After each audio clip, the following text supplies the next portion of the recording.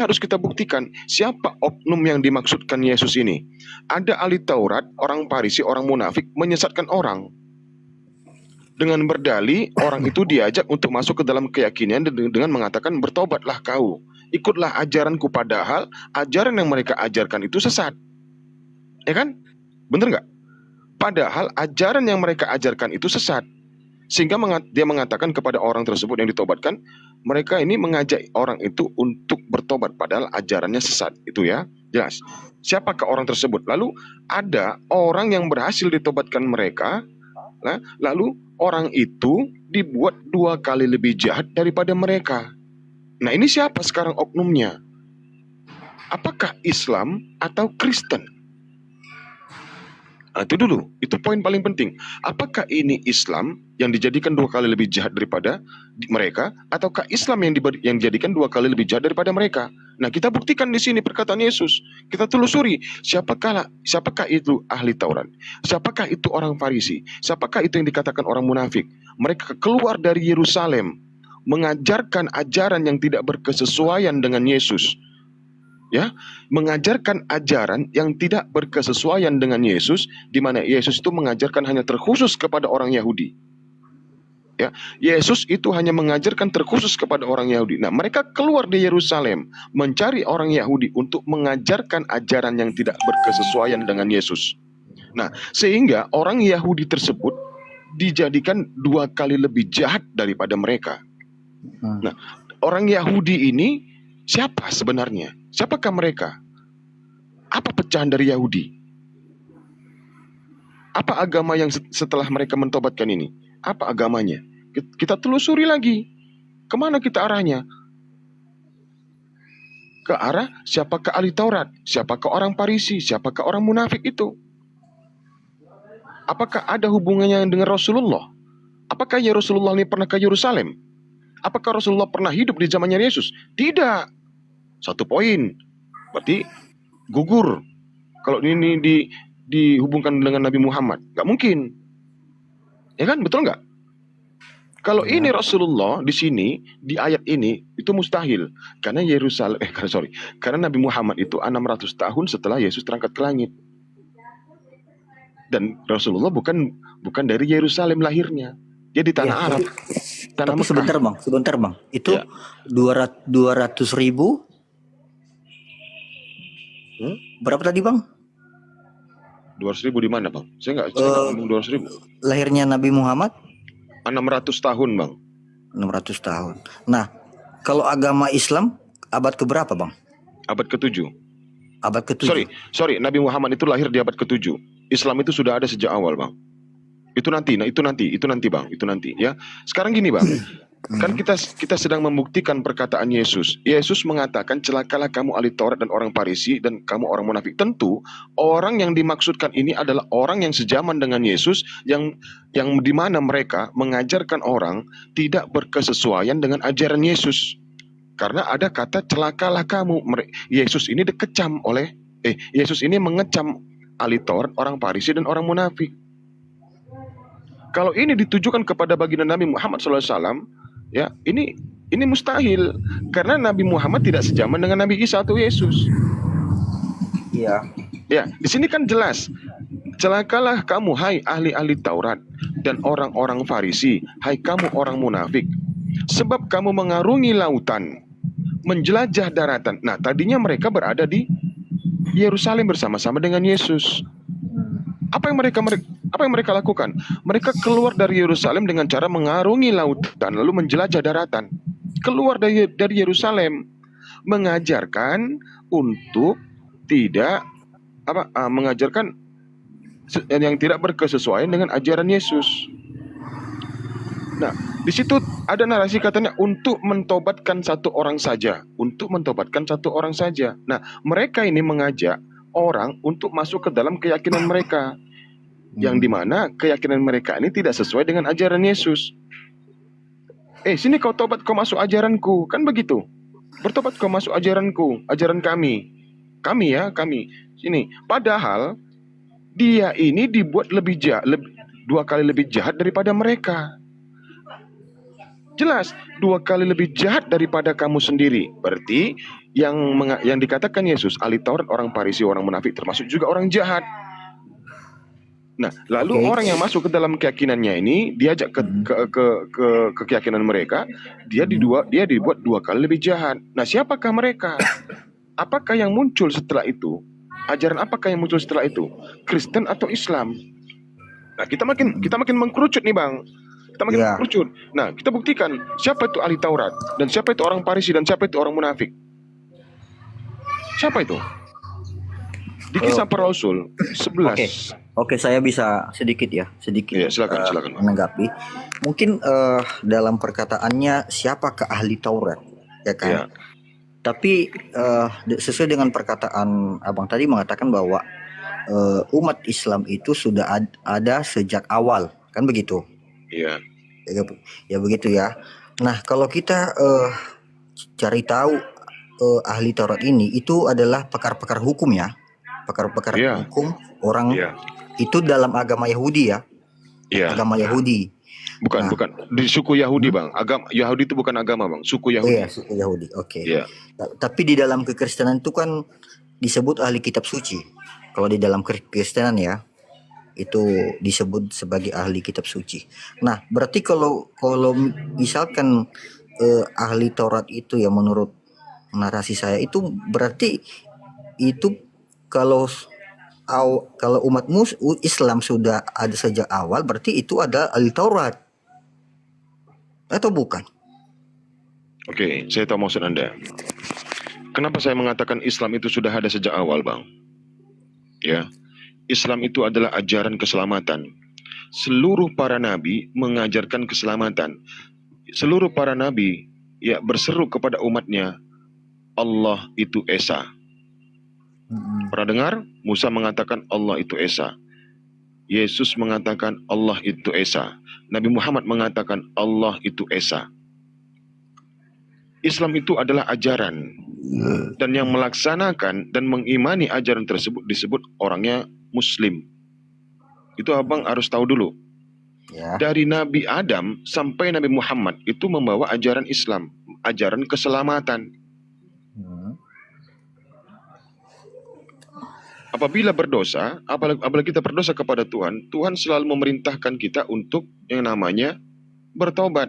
Seperti di dalam Matius 4 nomor 17, Matius 18 nomor 8, Lukas 11 nomor 4. Itu Yesus mengajarkan pertobatan.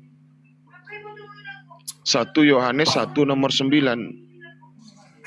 Masih banyak lagi, Bang, kalau kita bongkar lagi dari perjanjian lama. Musa juga mengajarkan pertobatan, persembahan hewan-hewan, sembelihan. Nah, itu. Yesus juga mengutarakan hal yang sama. Imamat 1 nomor 2 dengan Matius 8 nomor 4 itu sama.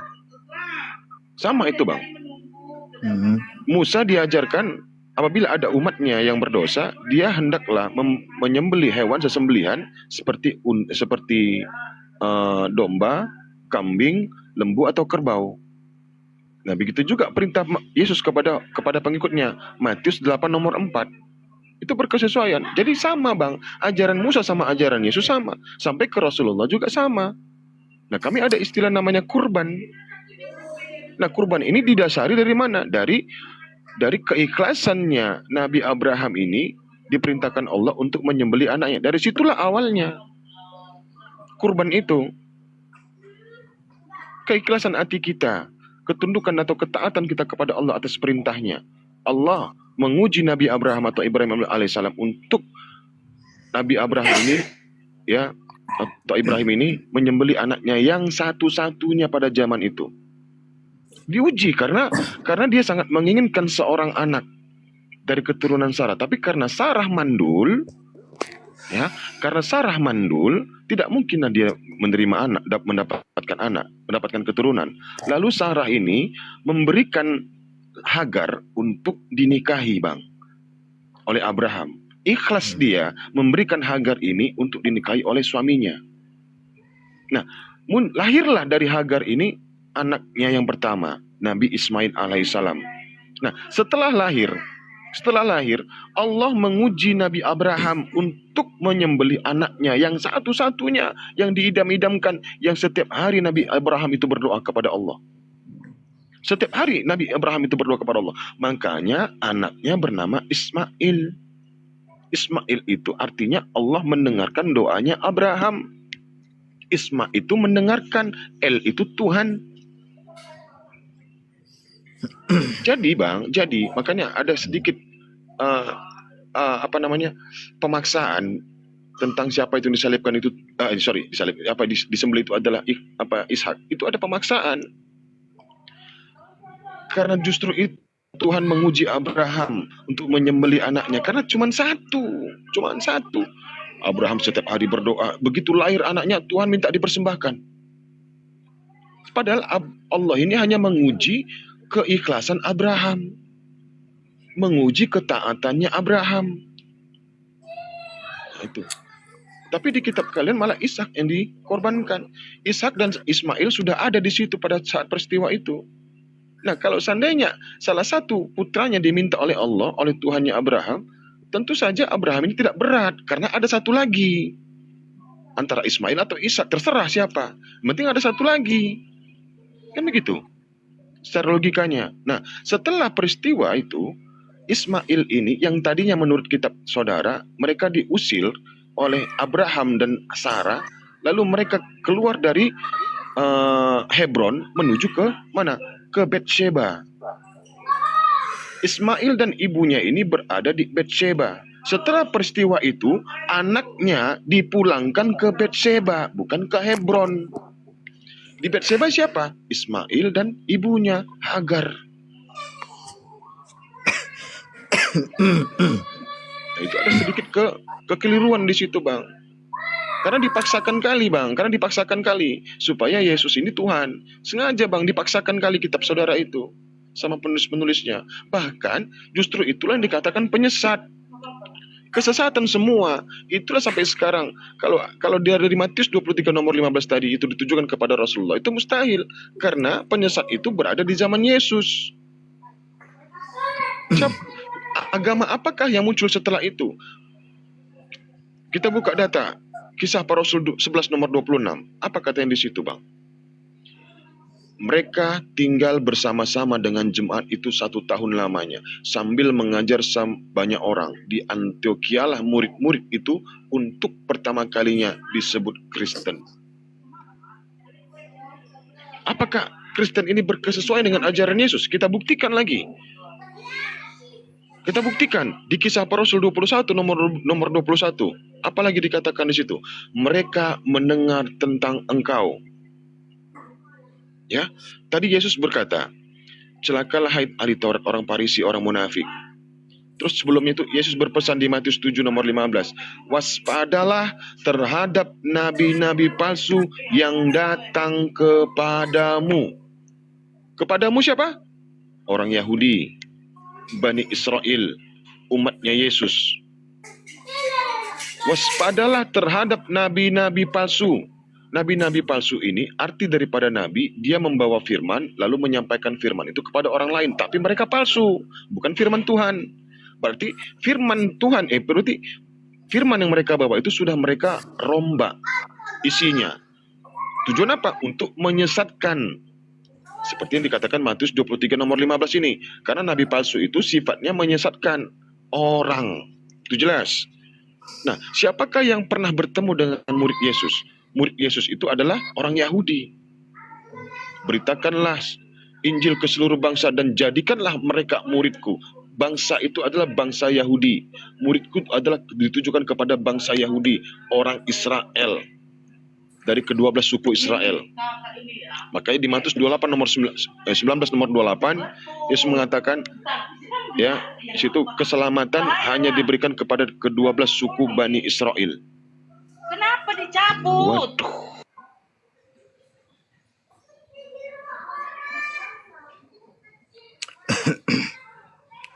Oke, kita buktikan.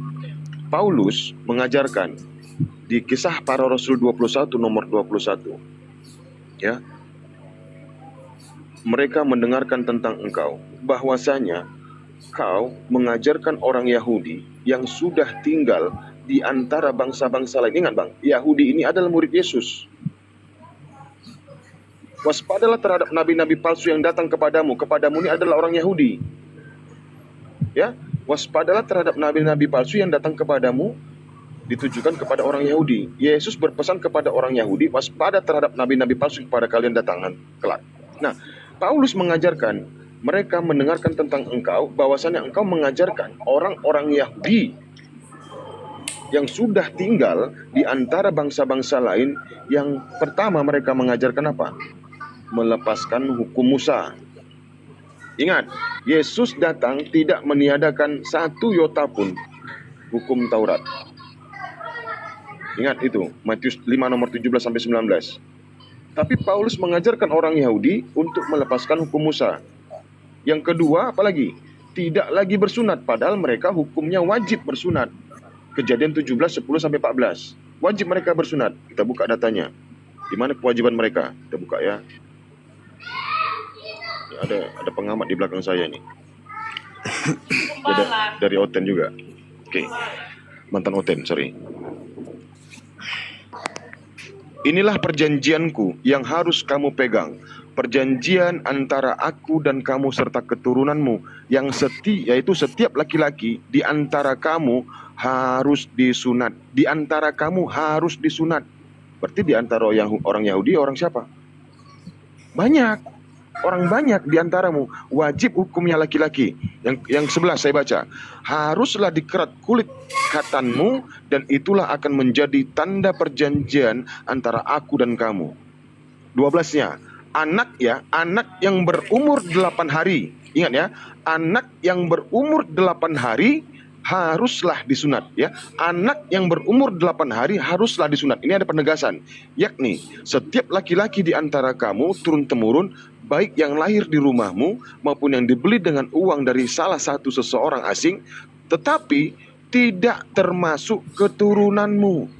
Nah, disinilah pengelesan orang-orang Kristen tentang tidak ada kewajiban bagi orang Kristen untuk disunat di ayat 12 ini. Tapi masalahnya tidak mereka cermati ayatnya. Saya tadi membaca di data nomor 12 tadi, anak yang berumur 8 hari haruslah disunat,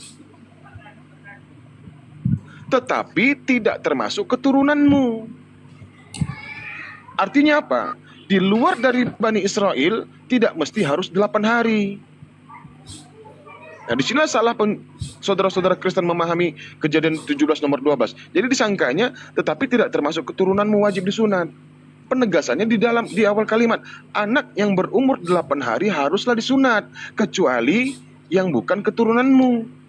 Tapi mereka harus disunat. Kalau kita mengikuti Abraham, Bang, Abraham itu disunat umurnya berapa tahun? 90 tahun Abraham itu disunat. Nah, 80-an tahun. Kan nggak mungkin. Kan begitu. Nah, sementara wajib hukumnya bagi orang Yahudi, anak mereka itu usianya 8 tahun harus disunat. Kecuali orang-orang yang di luar dari keturunanmu. Bebas. Mau dia 2 hari, mau dia 3 hari, mau setahun sampai dia dewasa, nggak ada masalah. Yang penting perintahnya ada di sunat. Paham kan, Bang? Di dalam Al-Quran juga mengajarkan sunat ya? Semua, Bang, semua kita ini yang laki-laki wajib disunat dari data ini. Ingat, Bang ya, haruslah dikerat kulit katanmu menjadi jadi 10. Inilah perjanjianku yang harus kamu pegang. Perjanjian antara aku dan kamu serta keturunanmu yaitu setiap laki-laki di antara kamu harus disunat. Di antara kamu ini berarti keseluruhan. Dia kan bapak, Bang. Dia kan bapak para nabi kan? Betul nggak? Seharusnya si bapak ini ya mengajarkan anaknya contoh sunat. Nah, nanti si anak ini tadi punya bapak. Nah, bapak ini tadi terus mengajarkan keturunannya sunat. Yang gitu. Terus sunat terus sampai ke Yesus. Itu dari golongan dari keturunan Ishak. Nah, bagaimana dengan Ismail? Apakah Abraham tidak mengajarkan hal sama? Tentu sama. Karena dikatakan keturunanmu. Siapakah keturunanmu? Ismail dan Ishak alaihi salam. tentu sama ajarannya. Di keturunan Ishak harus sunat keturunannya, di keturunan Ismail haruslah sunat keturunannya. Ismail ini adalah kakeknya Nabi Muhammad Sallallahu Alaihi Wasallam.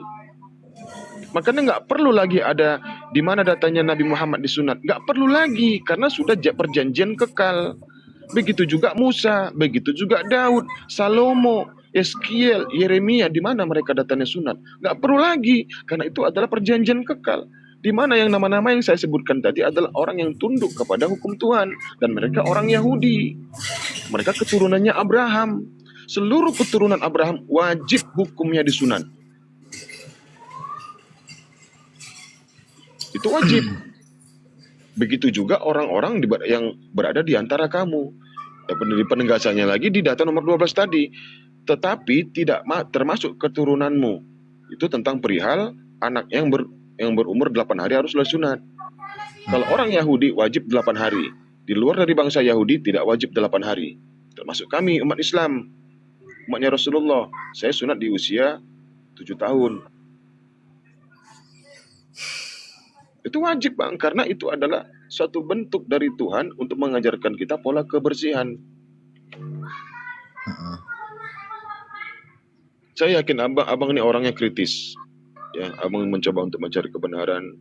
Ya silakanlah, kalau saya nggak ada berniat abang untuk mengislamkan Anda. Hidayah semuanya dari Allah. Ya, mudah-mudahan Anda terbuka hatinya tentang apa yang sedikit saya sampaikan tadi. Wallahu a'lam bishawab. Semua itu Allah ya. Saya serahkan semua sama Allah. Itu sekarang abang lah bagaimana. Tadi saya sudah menguraikan. Oke, belum lagi ya. Terakhir dari saya. Paulus ini mengajarkan di Kisah Rasul 21 nomor 21 tadi. Dia di situ poinnya, dia mengajarkan orang Yahudi untuk melepaskan hukum Musa. Itu sebentar dulu Bang. Kita karena gini loh Bang. Mengenai hal sunat ini ya. Itu memang ada dalilnya ya dari Al-Quran ya. Dalilnya ada nggak di Al-Quran? Iya, Bang. Ada. Kan begini. Ada ya. Gini Bang ya, Di kita ambil di Alkitab juga, ada. Biar Abang tahu di mana datanya. Ya. Di dalam kitab Kejadian tadi 17 nomor 10 jelas itu adalah perjanjian kekal dan itu adalah Tuhan mengajarkan Abraham serta keturunannya untuk bersunat. Ya. Nggak, maksudnya di Al-Quran itu Bang ada nggak? Ada Bang. Ini kan Di Tuhan kan itu, ya sebentar Bang. Tuhan kan mengajarkan Abraham agar Abraham dan seluruh keturunannya bersunat. Itu kan berupa ajaran kan, perintah kan? ya tapi maksudnya di surat mana terdapat dia? Ya, sebentar. Nanti saya jelaskan. Ini dulu kita tegaskan dulu di sini. Abraham diperintahkan untuk bersunat serta keturunannya. Betul ya? Itu ada perintah ya. Dan itu dilaksanakan oleh Abraham ya. Itu data Alkitab. Iya. Iya, data dalam Bible. Ya, betul ya. Berarti Abraham di sini tunduk dan patuh kepada perintah Tuhan untuk memsunatkan dirinya dan seluruh keturunannya. Ya. Ya, oke. Dalam surat An-Nahl 123 Allah mengatakan begini, Bismillahirrahmanirrahim. Summa auhayna ilaika anittabi millata Ibrahim hanifan wa ma kana minal musyrikin. Tidaklah kuutus kau Nabi Muhammad sallallahu alaihi wasallam ke dunia untuk alam semesta. Ya. Ikutilah ajaran Nabi Ibrahim alaihissalam yang dulu pernah kuperintahkan kepadanya, yaitu perihal perkara sunat. Itu salah satu. Dia termasuk bukan orang-orang yang mensyirikkan Tuhan. Dia tidak termasuk orang-orang yang menyekutukan Tuhan. Karena di dalam keyakinannya berkesinambungan dengan ajaran para nabi. Arti daripada syirik itu adalah sekutu. Ada Tuhan lain selain Tuhan yang benar. Itu namanya syirik Bang. Jadi Abraham diajarkan tidak menyekutukan Tuhan. Seperti yang disampaikan oleh Musa. Tuhan itu Esa. Ya kan? Seperti disampaikan kepada Yesus. Tuhan itu Esa. Markus 12:29. Seperti disampaikan oleh Nabi Muhammad. Surah Al-Ikhlas ayat 1. Ya, Allah itu Esa. Jadi berkesinambungan. Karena Abraham ini bukan orang musyrik. Hanifah wa ma kana minal musyrikin. Dia tidak termasuk orang-orang yang memperserikatkan Tuhan, menduakan, mentigakan, mengempatkan atau mengelimakan Tuhan. Tuhan itu Esa Bang. Jadi kalau kita bongkar di kitab-kitab Kejadian sampai Maleaki, itu Tuhan itu Esa di situ. Maleaki 6 nomor 10 kalau nggak 3 nomor 6 lupa saya. Jadi lupa saya. Itu Tuhan tidak berubah. Keluaran 33 nomor 20. Pesan kopi. Tuhan itu boleh. Kopi apa? Apa nih? Kopi apa? Dari mana? Pesan duluan. Terserah. Ya. Kopi black aja, kopi hitam. Ya. Jadi banyak data-data dalam Bible, dalam kitab Kejadian itu. Di mana? Ada kopi hitam, ada. Jadi ajaran Abraham itu disampaikan oleh para nabi, Bang. Seluruh para nabi itu sama, berkesesuaian dengan ajaran nabi apa yang sudah pernah diperintahkan kepada Abraham. Sama, Bang. Nah, kenapa Kristen ini kok beda gitu? Sementara Tuhan itu tidak mungkin turun ke dunia. Ya, datanya ada 1 Tawari, 2 Raja-Raja, Yeremia, Hosea 11 nomor 9, Malaki 3 nomor 6, apalagi Ulangan 19 4 nomor 19. Banyak data-datanya, Bang. Yeremia 6 nomor 10. Waduh, bertaburan lah, Bang, data-data dalam Bible itu. Tuhan itu tidak serupa dengan apapun. Tuhan itu tidak pernah berubah. Tuhan itu tidak dibentuk. Banyak data-data di situ, Bang, terkait dengan Bang, ajaran menurut Abraham. abang dulu kita kembali ke belakang aja dulu, Bang, ya. Boleh. Kita terlalu maju ke depan ini soalnya. Yang saya tanyakan ini menurut abang agama yang paling pertama ada di dunia ini apa sih, Bang? Ya, Abang salah. Kalau Anda mengatakan paling, berarti ada yang biasa-biasa. Ada yang Iya. yang level 1, level 2, level 3 kayak kita makan mie gacuan, Bang. Ya. Semuanya mie, enak rasanya, tapi ada levelnya. Jangan disamakan, Bang. Narasinya salah. Agama yang benar, yang satu-satunya benar itu adalah ajaran siapa? Ajaran Islam yang pernah dibawakan oleh para nabi. Ajaran Islam lah. Orang yang melaksanakan Islam itu adalah Muslim. Termasuk juga ajaran Yesus. Yesus itu juru Islam, juru selamat, bukan juru Kristen. Camkan saya baik-baik, Bang. Di dalam bentar ya, kita buka data ya. Kita jangan framing atau apa ya. Abang punya data, ya silakan buka Yohanes 17. Karena gini, Bang, saya cari di Google ini dari Google saya ini ya. Ini agama yang terutama di dunia itu Hindu. Di sini dikatakannya. Abang yakin gak Hindu itu ajaran benar? Hindu itu menyembah apa, Bang? Binatang, Bang. Masalah ajarannya dulu itu kita singkirkan dulu. Tapi ini menurut Google ya. Ini saya buka ini agama yang paling tertua dan yang paling pertama di dunia itu adalah. Oh, yang tertua iya. Kalau yang tertua iya. Contoh begini, kita punya anak 3. Yang satu penjahat, yang kedua juga bandal, yang satu baik, yang paling kecil. Apakah yang besar ini menjadi rujukan? Apa yang paling tua kah ini menjadi rujukan kita? Bahwasanya anak kita itu sudah baik. Tentunya kita akan mengetahui yang baik yang mana. Nggak jadi jaminan, Bang, yang tua itu lebih baik. Coba kita pakai akal, kita main di akal. Hindu itu menyembah apa sekarang ini? Mereka menyembah yang namanya binatang, Bang. Lembu itu mereka tuhankan. Sehingga mereka, kalau kita suguhkan daging lembu, mereka nggak mau makannya. Karena itu adalah Tuhan mereka. Ya. Nggak masuk akal, Bang. Tuhan itu adalah hewan. Maaf kalau ada orang Hindu di sini, saya minta maaf. Ya. Tapi silakan kalau Anda ada di sini di antara komal ini, ya Anda harus berakal. Nggak mungkin Tuhan itu hewan, makhluk. Nggak mungkin. Mustahil Tuhan itu makhluk. Ya, karena Nabi Musa dan Yesus juga mengatakan Tuhan itu bukan makhluk. Yang kedua, Buddha. Buddha itu kita ketahui mereka datang ke wihara itu menyembah patung. Sementara di keyakinan kita menurut hukum Taurat patung itu tidak boleh ada. Nabi Abraham itu menghancurkan patung, menghancurkan berhala. Nabi Musa juga menghancurkan berhala yang dibuat oleh kaum Samiri. Patung apa itu? Patung lembu, sapi. Itulah yang dikatakan Al-Quran. Al-Baqarah itu tadi menceritakan patung tersebut. Sesembahan si Samiri tadi. Makanya ada surah Al-Baqarah. Nah, Kristen menyembah Yesus. Yesus ini siapa? Tuhan atau manusia? Manusia atau Tuhan? Atau manusia Tuhan? Atau Tuhan manusia? Nah, menurut keyakinan agama Kristen, Yesus ini datang ke dunia untuk menyelamatkan umat manusia dari segala dosa. Tapi nyatanya masih ada orang berdosa, masih ada orang membunuh, masih ada neraka sekarang masih hidup apinya, masih menyala-nyala apinya sampai sekarang. Kenapa nggak Nah, padam oke, setelah? oke, kita kembali ke belakang dulu sebentar.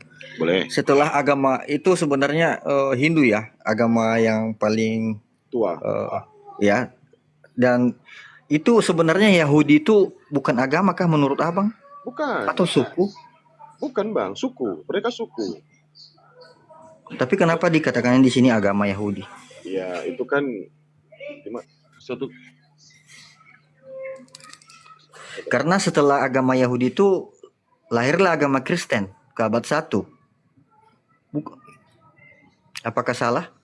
Ya, Kristen itu bukan agama bang. Sekali lagi saya tanya, saya jawab, saya katakan bang, Kristen itu adalah agama kepercayaan, adalah suatu keyakinan seseorang yang meyakini Yesus itu adalah Tuhan yang tidak berkesesuaian dengan literasi. Anda harus camkan itu bang. Keimanan Saya Kristen. coba gini ya, saya bacakan di sini bang. Agama Kristen tidak dianggap sebagai agama pertama di dunia benar, melainkan muncul ya setelah agama Yahudi dan Hindu. Betul. Siapakah yang mendirikan ajaran Kristen? Apakah Yesus atau Paulus? Seharusnya bang, agama itu yang dibawa Nabi itu sejaman dengan Nabi tersebut. Tapi nyatanya ini munculnya setelah Yesus. Ini ya bang ya. Kalau kita bandingkan agama seperti yang abang katakan tadi dari awal, bahwasanya agama Islam itu sudah ada sejak awal. Tetapi menurut data di sini bahwasanya itu bukan Islam. Terus itu kan di abad ke-7 barulah agama Islam muncul. Apakah itu salah?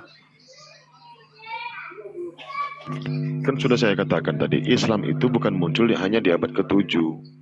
Yesus juga mengajarkan keselamatan bang.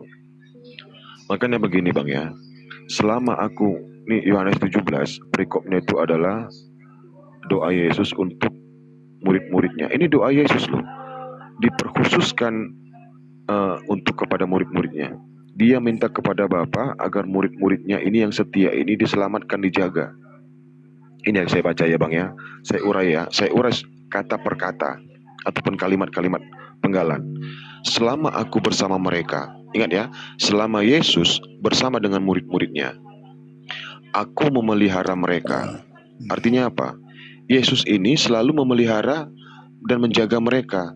Dalam namamu, yaitu namamu yang telah engkau berikan kepadaku, aku telah menjaga mereka. Nah, Yesus telah menjaga mereka. Artinya, ajaran Yesus ini sudah sampai kepada murid-muridnya, dan murid-muridnya percaya apa yang Yesus sampaikan, sehingga terjagalah mereka oleh Yesus. Betul bang ya? Kita terlepas dari isi daripada Alkitab dulu ya. Itu sepertinya itu kan yang di Alkitab. Tapi ya makanya dari sisi manapun bang, dari sisi manapun nggak masuk logika. Kan di awal tadi narasi saya kan, apakah di zaman Yesus, di mana Yesus mengajarkan keselamatan kepada murid-muridnya, setelah Yesus terangkat ke langit, apakah ajaran Yesus ini bertahan bang? Ada nggak yang mempertahankan ajaran Yesus? Ada tidak? Nggak ada bang. Maksud saya begini, kita terlepas dulu dari isi Alkitab itu bang. Iya kan sudah kita lepaskan ini isi daripada Alkitab. Menurut sejarawan, menurut sejarah bang. Oke, kita kan berarti menurut sejarah di luar dari Bible ya. Iya, kita berbicara dulu di luar dari Bible. Oke, dan Al-Quran ya. Belakang. Iya, apakah peristiwa pada saat itu ajaran yang diajarkan Yesus atau Nabi Isa, ya, itu mampu bertahan setelah dia terangkat ke langit. Sementara kita ketahui dari sejarah aja saja ya, jangankan dari Bible. Yesus ini kan mau dibunuh, Bang. Tadi teman saya juga mengatakan salpa seribu. Semua para nabi itu dibunuh oleh mereka. Mereka ini jumlahnya lebih banyak dibanding nabi dan umatnya. Itu berbicara tentang hal Alkitab, Bang. Saya tadi bilang kita terlepas dulu daripada isi Alkitab. Nih ya, karena tadi Abang katakan bahwasanya Islam itu sudah ada sejak awal. Tetapi Dari mana kalau kita tahu aja? Sebentar, Bang. Dari mana kita tahu sejarah Yesus, Bang? Coba. Dari mana kita ketahui sejarah Yesus? Coba.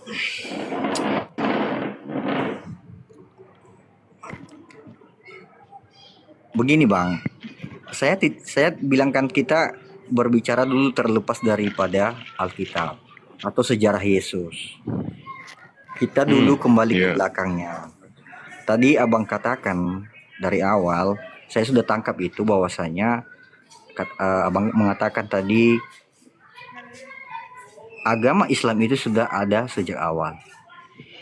Tetapi kalau kita mencari tahu, yang sebenarnya itu adalah Hindu.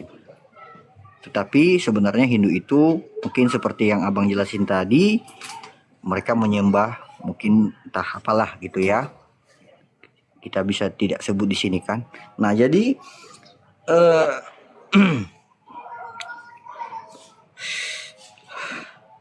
nah, agama setelah Hindu itu yang muncul adalah agama Kristen, bukan? Aduh, ulang, Bang, putus-putus dari sini, Bang. Sinyalnya kurang bagus. Ulang ya, Bang. Izin, Bang. Ulang lagi, Bang. Karena Izin, Bang. gini. Izin. Tadi putus-putus. Oh, oke. Karena gini, pernyataannya di sini, datanya di sini begini. Itu setelah agama Hindu muncullah agama Kristen. Kan begitu. Tetapi di sini kita sinkronkan dulu apakah sesuai dengan yang Abang katakan tadi bahwasanya agama Islam itu juga sudah ada sejak awal. Kita jangan berbicara dulu tentang masalah Yesus. Iya. Yang mana yang benarnya ini? Kan tadi sudah Nah, saya itu ya. jelaskan, Bang. Islam itu adalah ajaran keselamatan. Setiap para nabi yang Sedangkan gini ya. oleh Sedangkan agama Islam itu muncul di abad ke-7. Itu benar? salah, Bang. Hmm? Aduh, Abang nggak paham loh. Bang, gini loh, Bang. Tadi kan Islam Abang juga itu- mengatakan hal demikian. Iya. Makanya saya tangkap dengan apa yang Abang katakan, saya Ada tangkap. ya, ini ya. Kan kata Bang Erik, Islam itu sudah ada sejak awal kan? Ya, Ya. Kenapa kata Bang Erik Islam itu sejak awal? Nah, iya, tapi gini Kak. Tadi mungkin Kakak tidak ada di sini. Tadi sempat juga Bang Erik katakan bahwasanya di abad ke-7 itu barulah munculnya agama Islam. Islam disempurnakan. Nah, oke, sejak awal sudah ada, tapi di abad ke-7 disempurnakan. Oke, kalau kita berbicara tentang sejak awal, tetapi kenapa kalau kita cari tahu datanya bahwasanya itu adalah yang tertua adalah Hindu. Agama Kristen muncul setelah agama Hindu. Oh, begitu. Iya, ya, oke. Ya, Gam. Inilah yang Tertua sama inilah sejak yang awal, kurang. tahu nggak bedanya? Silakan Bang Erik. Sebentar. Inilah yang kurang dipahami oleh umat-umat di luar daripada Islam. Ini yang kurang dipahami. Ya. Seluruh para nabi itu membawa ajaran keselamatan. Keselamatan itu kalau kita artikan ke dalam bahasa Arab itu Islam, Bang. Islam, aslam ta. Keselamatan kita. Keselamatan apa yang diajarkan? Itu tadi menyembah Tuhan yang Esa. Itu salah satunya, pokok utama paling penting, menyembah Tuhan Esa, tunduk kepada segala aturan-aturan Tuhan yang disampaikan para nabi. Barang siapa yang melakukan hal itu, yang berkesesuaian dengan aturan Tuhan yang disampaikan kepada nabi, kepada nabi, lalu diteruskan kepada umatnya, maka mereka ini akan dikatakan selamat. Selamat itu Islam, ajaran bang, ajaran. Nah, orang yang melaksanakan ajaran Musa, itu dikatakan mereka tuh umat muslim. Sudah Makanya pasti, iya bang, saya mengerti, sudah pasti ajaran nabi-nabi itu ajaran keselamatan. Tetapi yang saya iya, masalahnya di situ, itu yang saya katakan, itu adalah kajian-kajian orang yang nggak mengerti bang. Dikatakan dikatakan Hindu itu agama tertua, kan begitu, ajaran paling lama. ini ya, Coba- saya bacakan di sini. Iya, saya paham bang, saya paham hal itu. Sekarang biar saya begini, bacakan dulu sekarang sebentar. begini bang. Biar saya bacakan dulu sebentar. Ya. Biar kita pahami bersama. Agama Kristen tidak dianggap sebagai agama pertama di dunia, ya. Oke. Baru melainkan muncul. Berarti yang muncul ini agama Kristen. Setelah agama Yahudi dan Hindu. Tetapi sesuai dengan perkataan Abang tadi bahwasanya agama Islam itu sudah ada sejak awal. Nah, ini yang saya valid di pikiran saya, Bang. Gitu. Ya, oke. Kita berarti flashback lagi, mundur lagi kita. Di zaman Nabi Adam alaihissalam, dia diciptakan menurut Kristen itu di Taman Eden, menurut Islam di Taman Surga. Nah, pada saat Adam dan Hawa diciptakan, Adam dan Hawa itu belumlah berakal, Bang. Tapi mereka sudah dititipkan akal oleh Allah. Tapi mereka belum bisa mempergunakannya. Contoh, anak bayi yang baru dilahirkan atau anak yang baru beranjak dia mau merangkak, apakah dia sudah berakal? Dia manusia. Belum berakal dia, Bang, tapi sudah ada akalnya, tapi belum bisa digunakannya. Karena menurut kami dia belum akil balik, belum bisa berakal. Jadi kalau seandainya pun dia wafat, dia meninggal, dia belum ada namanya penghakiman, belum ada hisab di situ, belum ada tanya jawab, siapa Tuhanmu, apa saja yang kau kerjakan, belum bisa, karena belum berakal, dia belum tahu mana yang benar, mana yang salah. Karena fungsi akal tadi, ya, mampu dia secara otomatis memilih yang mana yang benar. Kalau dia berakal, dia pilih yang benar. Tapi kalau dia tidak berakal, yang salah yang diambilnya. Contoh begini, saya punya anak, dia masih baru merangkak, ya kan? Dia manjat sana, manjat sini, kan dia nggak tahu resikonya. Kalau jatuh pasti dia akan terkilir kah, atau kepalanya bocor kah? Kan nggak tahu dia resikonya. Kita larang dia, nah, kamu jangan ya manjat-manjat, nanti kamu jatuh. Iya Pak. Ya, kan begitu kan bahasanya kan, contoh lah ya kan. Nah, Adam ini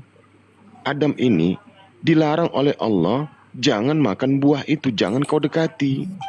Tapi karena dia belum berakal, datanglah iblis tadi untuk mempengaruhi Adam dan Hawa, sehingga terpengaruhlah keduanya untuk membantah firman Tuhan, kehendak Tuhan. Tuhan menghendaki agar Adam dan Hawa jangan mendekati pohon itu. Itu firman. Lalu iblis ini datang untuk menghalang-halangi mereka untuk tunduk kepada Tuhan. Karena sifat iblis menghalang-halangi manusia untuk tunduk kepada aturan Tuhan. Itu sifat iblis.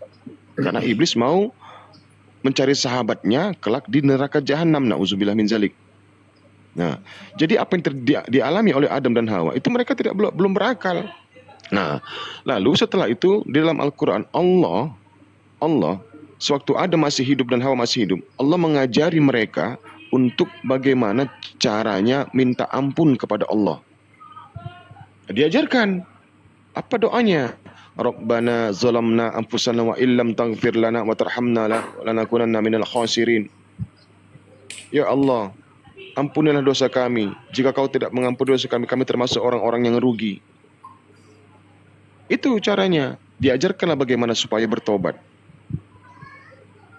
Nah, demikian juga hal itu sama halnya dengan kami. Kalau kita bertobat kepada Allah, kita mohon ampun kepada Allah, artinya kita selamat. Itulah ilmu daripada ajaran tadi. Itulah Islamnya tadi, Bang.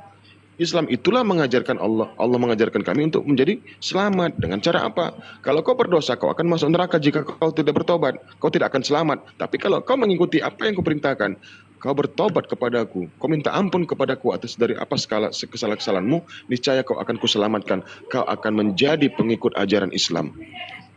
Itu keselamatan. Nah, berkesesuaian enggak dengan nabi-nabi yang lain? Berkesesuaian. Makanya saya katakan tadi ada di Matius sekian, Lukas sekian, Yohanes sekian, ada pertobatan yang diajarkan Yesus kepada murid-muridnya. Itu keselamatan. Makanya Bang, saya buka data Yohanes 17 tadi, Yesus ini sudah memelihara murid-muridnya, sudah menjaga murid-muridnya. Nah, setelah dia terangkat ke langit, Yesus ini meminta kepada Bapa, "Wahai Bapa, peliharalah mereka, karena aku sudah tidak lagi bersama mereka. Aku minta kepadamu, pelihara mereka, supaya mereka jangan tersesatkan." Itu kata Yesus. Itu doanya Yesus kepada murid-muridnya. Terkhusus Itu kepada kan murid-murid. itu kan data Alkitab itu, Bang. Ya makanya itu saya sinkronkan ke situ, Bang. Nah, kalau abang jadi dari mana kita kalau tahu abang cerita sinkronkan ke situ kalau berarti bukan dari sejarah yang baik? abang percaya Alkitab. Karena setelah agama Hindu itu muncullah Kristen, berarti itu ajaran Kristen.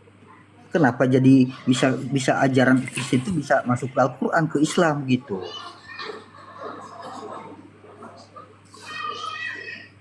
Jadi dari mana kita tahu ajaran Yesus, Bang? Coba sejarah mana? Coba tunjukkan sejarah. Kita kupas sejarahnya.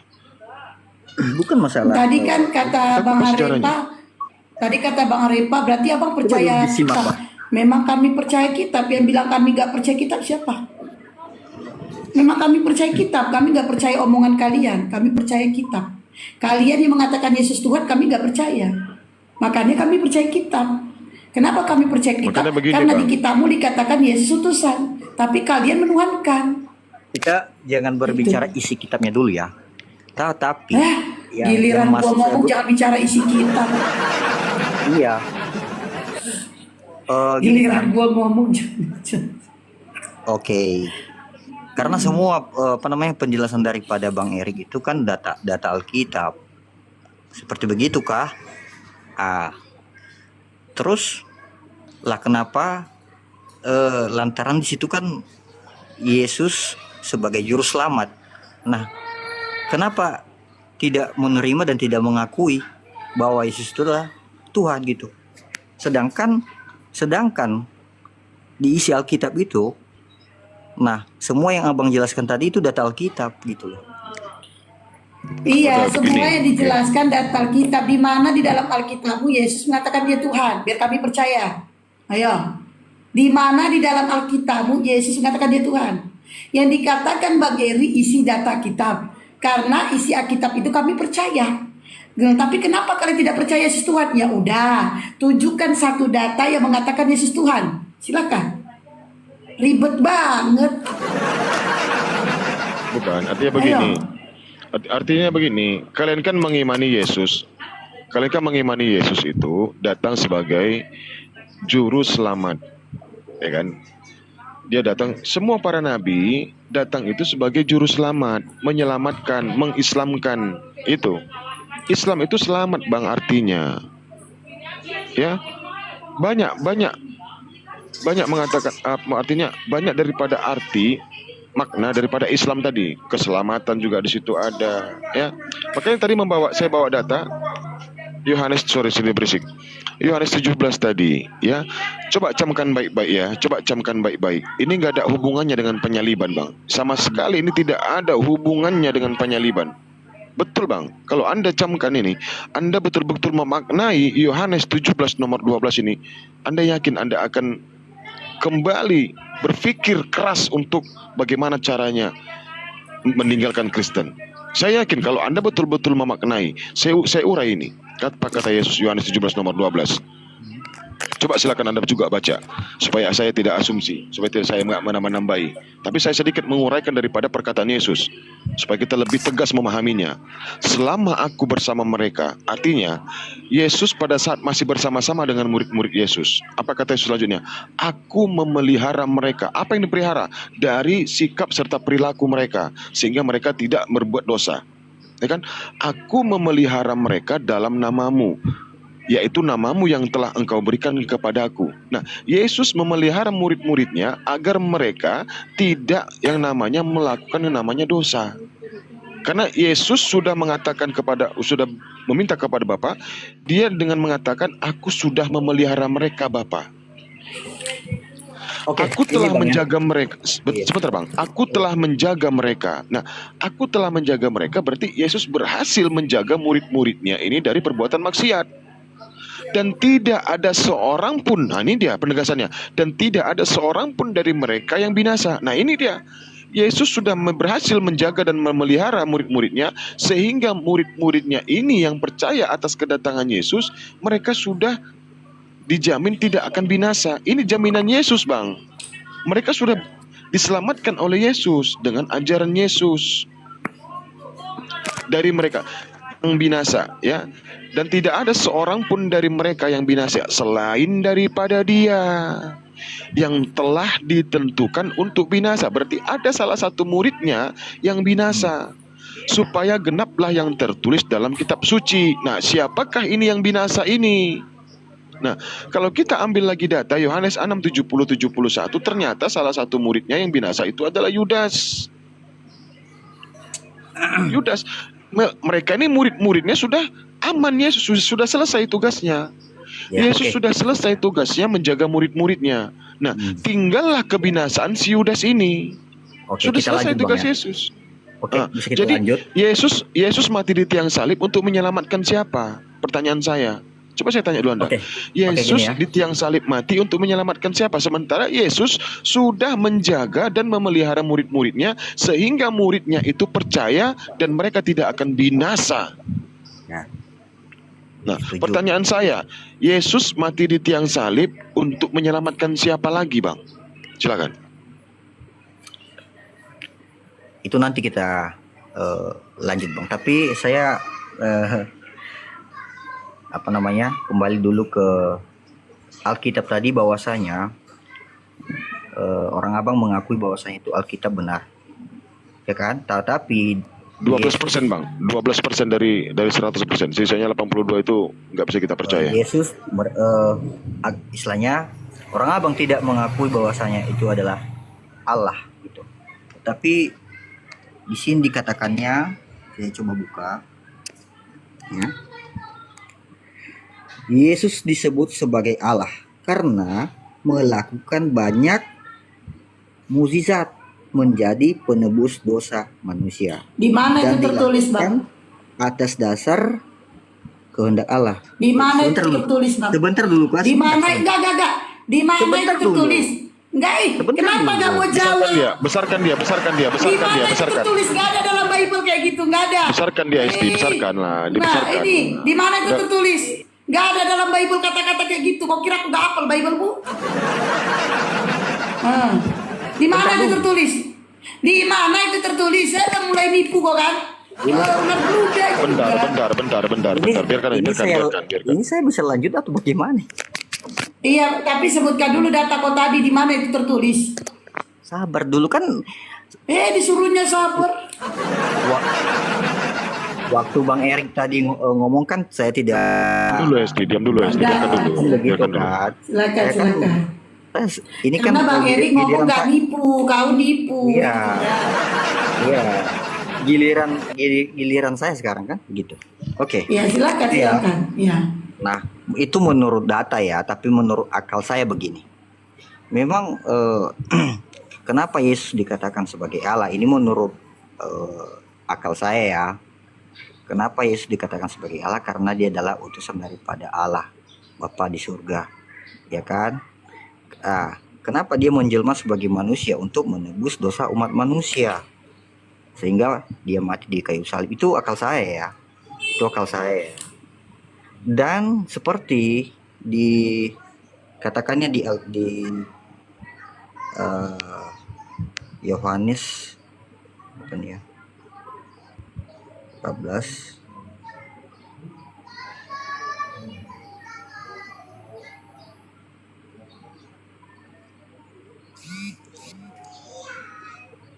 ini ya. Yohanes 14 ayat 1, Janganlah gelisah hatimu, percayalah kepada Allah, percayalah juga kepada aku. Bukankah seperti begitu? Tadi yang kau katakan Kristus Iya adalah sama. Allah, Bentar datangnya Hesti. di Iya. mana? Bentar dulu Hesti. dulu, Bentar Pak Hesti. Hesti. Iya sama. Ya kalau Sama, orang nipu sama. jangan dibiarin atuh Rikli. Bukan, Kok kamu biarin orang nipu? Dia kan nipu di sini. bukan nipu Iya biarkan ini dulu. loh. Yang Iya, nanti mengatakan kita Kristus diskusi. adalah Allah di mana datanya? Itu pertanyaan. Janganlah gelisah. Yang kutanya, yang kau mengatakan Kristus adalah Allah, di mana datanya? Di mana datanya? Ini giliran saya. Bang teman-teman, Erik teman-teman berbicara, yang tidak belum- ada satupun dia nipu ayat. Bang Erik bicara, tidak ada satupun dia menipu ayat Bible-mu. Nah, sekarang saya tanya, yang kau katakan tadi Kristus adalah Allah, di mana datanya dalam Bible? Di mana? Di mana? Jangan Iya, kau tipu ada. saudara imanmu di bawah. Di mana datanya? Begini loh. Di mana datanya? Aku gak bilang begini. Di mana datanya? Ular bluda kau, lembut-lembut tapi tak penipu kau. Di mana datanya? Giliran saya berbicara. Enggak, saya nggak suka ada penipu. Kalau ada diskusi, tapi jangan menipu. Enggak apa-apa. Enggak, nanti kita buktikan nanti kebenaran. Nanti kita buktikan. Silakan Bang. Ya, lanjut. Udah santai aja, santai. Nanti Aku ganti tema aku, Harepa penipu. Nah, kalau kau gak janganlah, jangan. biar Ya, silakan, Bang, dia silakan. nggak sembarangan. Oke, lanjut lah. Ya, silakan.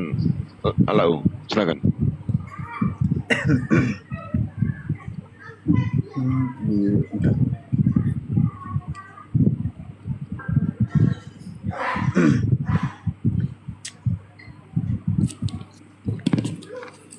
Aduh. Coba Kalau buka. lau bawa kitab. Kota semua apa? Kalau begini saya turun aja lah.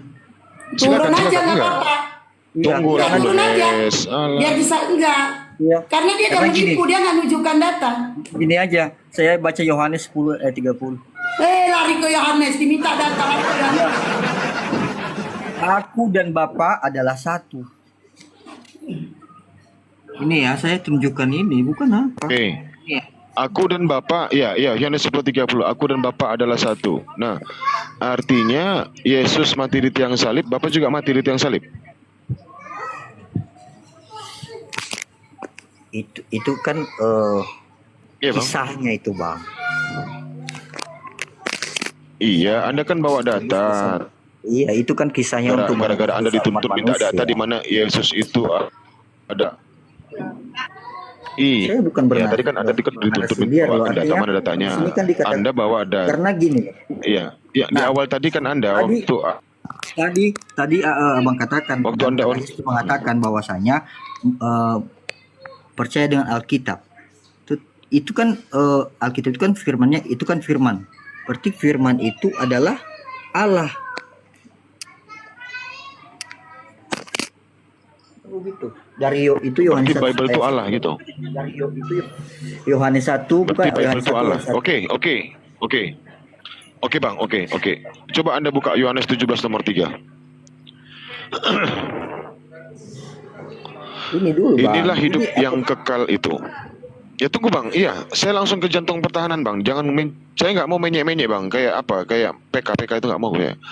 Inilah hidup yang kekal itu, yaitu bahwa mereka Sebentar dulu, murid-muridnya sebentar dulu, mengenal Bang. Engkau Sebentar dulu, Bang. satu-satunya. Sebentar dulu, Bang. Sebentar dulu. Izin, Bang. Sebentar. Kalau firman itu perkataan atau omongan, kenapa Alkitab itu orang Abang percaya gitu loh?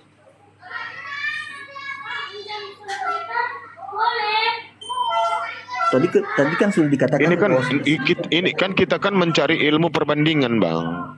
Iya, betul. Bukan masalah percaya atau tidaknya. Ini kan ilmu perbandingan. Kan ada yang namanya diskusi. Tentu kita bawa data. Iya. Dan untuk bagaimana cara kita berdiskusi dengan baik, tentu harus ada data yang tertulis yang valid. Valid atau tidaknya itulah yang kita akan telusuri. Benar atau tidaknya data yang tertulis itu yang kita telusuri. Kan begitu Bang. Itulah namanya diskusi. Nah, di dalam Yohanes 17 nomor 3, Bang Erik. Yesus itu orang benar. Bang Erik. Ini gimana mau saya turun aja, ini gimana stiker ini kan enggak. Ya, tunjukkan datanya, aku gak akan ini. Gak akan ku hapus stiker itu sebelum kau tunjukkan di mana Ganti data. aja lah, Hes. Ganti. Gimana sih kita Biarin diskusi? aja Sudah, Bang ganti Eri, aja, biar ganti dia aja, ganti kapok, biar dia kapok tidak membawa data palsu. Lah kita Di kan mana di diskusi yang dalam Bible baik. Kristus adalah Allah? Di mana dalam Bible? Tunjukkan. Di mana ada dalam Bible Kristus ya adalah Allah? Di mana? Saya baca Bible dari Kejadian sampai Wahyu belum pernah nemu data itu. Ayo, Adalah di mana turun data? aja aku Bang Erik. Ya turun lah kau, nggak diskusinya apa-apa. begini. Iya, turun, nggak masalah. Udah selesai. Gak rugi kok, gak diskusi sama otak penipu kayak kau. Udah.